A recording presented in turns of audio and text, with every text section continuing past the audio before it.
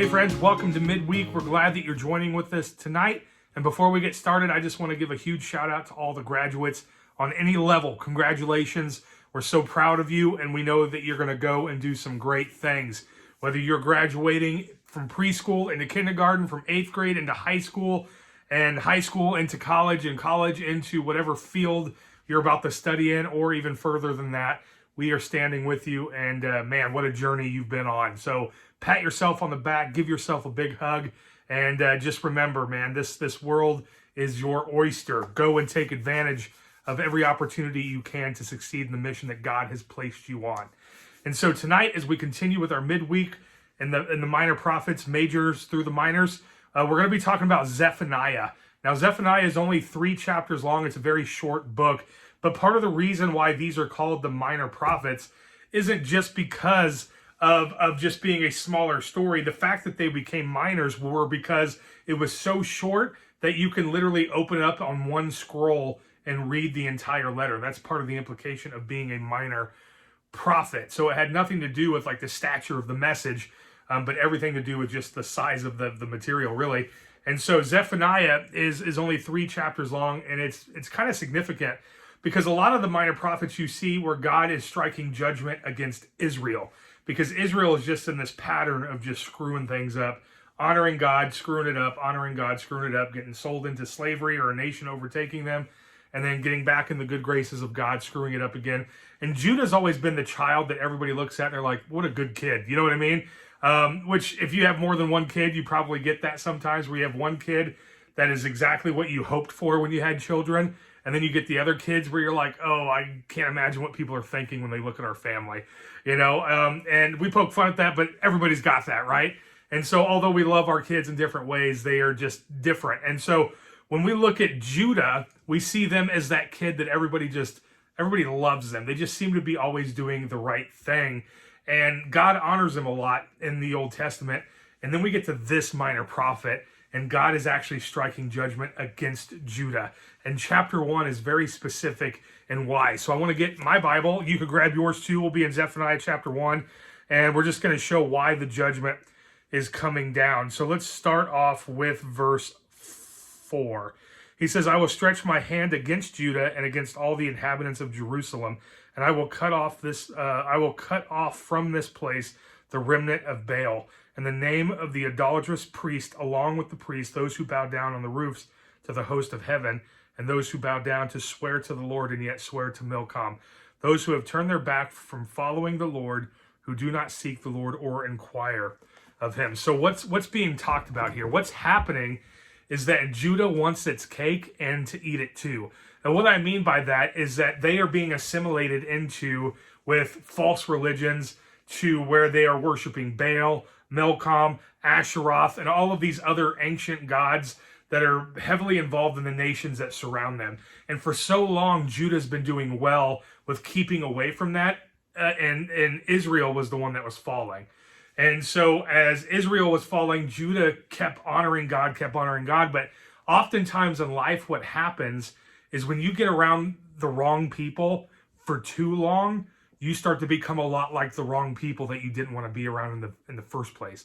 Are you following me? And so when there's an assimilation that takes place and you are thrown into an environment, eventually that environment just simply becomes a part of who you are. That's why if you've ever studied a foreign language, they say the best way to learn that language is to dive into that culture.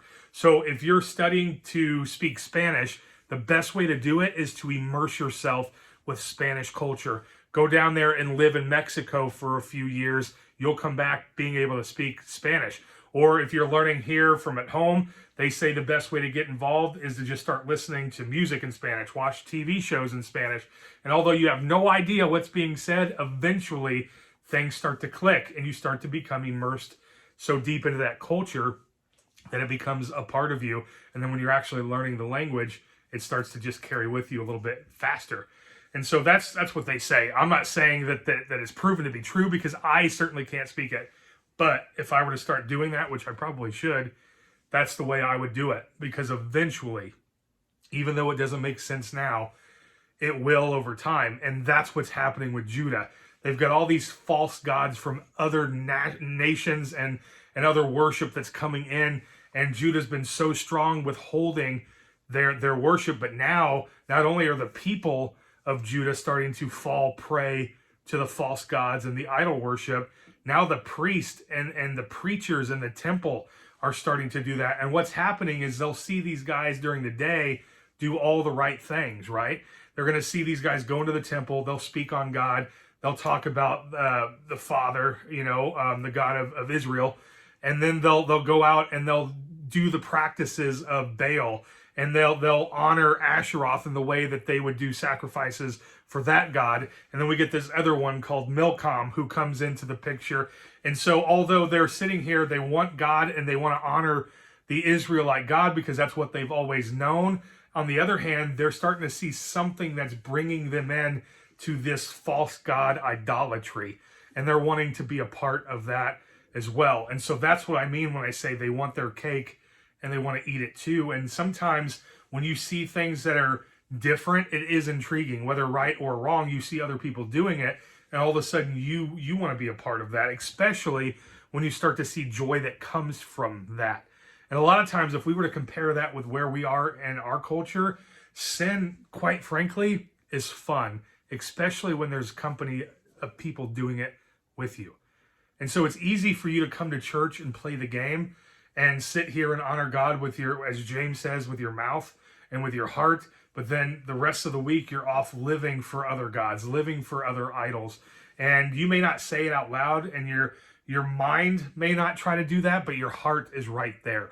And so you start to look around at your coworkers, at your friends, maybe even your family members, and it seems like their life is just so abundant, even though they're living in sin. And you sit here and act like we live in misery as a Christian because we're told we can't do that, but we can do that. We might be able to do that, but we certainly can't do that. And it just seems like when you look around and you see all the people who don't care how they live seem to be thriving, it builds this assimilation complex into our hearts as well. And so you'll look at your coworkers and your friends and your family, the ones who seem to be squandering their life in sin, and yet they seem to be the most happy, right? Or they sit here and they just throw their life away, and yet they seem to have money to do it. And it just seems like they continually get blessed after each session, it seems like. And you sit here just wallowing in self-pity, wondering, okay, God, I'm doing this, and I'm not happy. And I don't seem to find fulfillment in the things that I'm doing. And that's where we start to get complacent, just like Judah has done. And the reason they got complacent is because they knew that God was forgiving. They've watched God forgive Israel multiple times. Time after time, God keeps giving blessing to Israel. So they start developing this mindset that if God's going to continue to bless Israel for the wrongdoings that they continually do over time, and then still have favor with them at the end of the day, God will have favor with us too, simply because we're his chosen people.